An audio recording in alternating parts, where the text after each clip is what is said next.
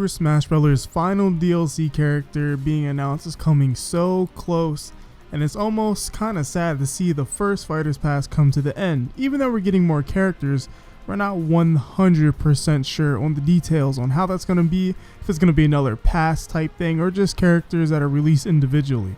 So it is kind of sad to see this come to an end because it's been pretty much a really hype ride in my personal opinion, and this game has been really good. There's some things, of course, that we all may not like about the game, like the online, etc. But overall, this game is quite amazing, what it's achieved and everything that's been doing with the DLC.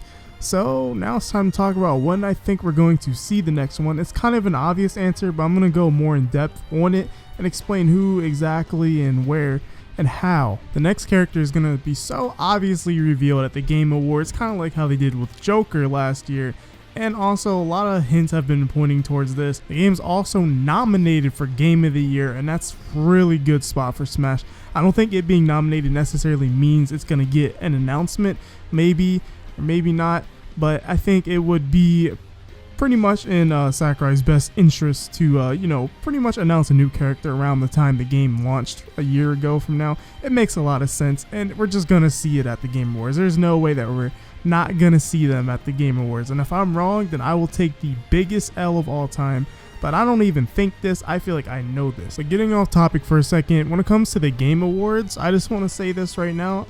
I think it's really cool to see Smash nominated. Even though the game came out in 2018, it was because it came out like literally the same day or after the Game Awards. So it's technically counted as 2019, and most of its sales are in 2019, I believe. So, it's technically a 2018 game, but it's really cool to see that it didn't get screwed over like how Xenoblade 2 did. They literally forgot about Xenoblade 2 when it was released for the Switch back in 2017, and everybody just kind of, or not everybody, but the Game Awards definitely forgot about it, and it didn't get nominated for 2018, kind of like how Smash did, but it's okay. Rest in peace, Xenoblade. I think the internet would have been mad if Smash didn't get nominated at all. So, but I'm just glad it is. But I also think other Nintendo games kind of got, screwed over, like Fire Emblem Three Houses, for example. They did that game wrong. They hoed that game. Back on topic, here's what I think is going to happen. I think it will be a relatively early announcement within the Game Awards of it starting, or they're going to save it till the end, kind of like how they did with Joker, and everyone kind of lost their minds. So, and I think that these characters, or this character is going to get revealed, has to either be one, a really big character that's going to get a lot of people hype, or the character is going to suck.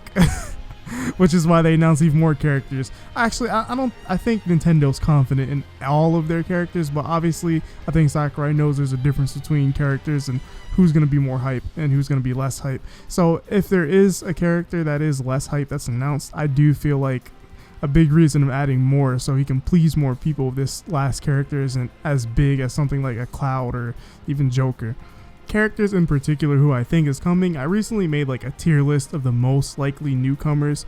If you go check that video out, basically I go in depth about it, but some of my top picks are characters like Monster Hunter, and if you don't understand that pick, I suggest you go watch that video.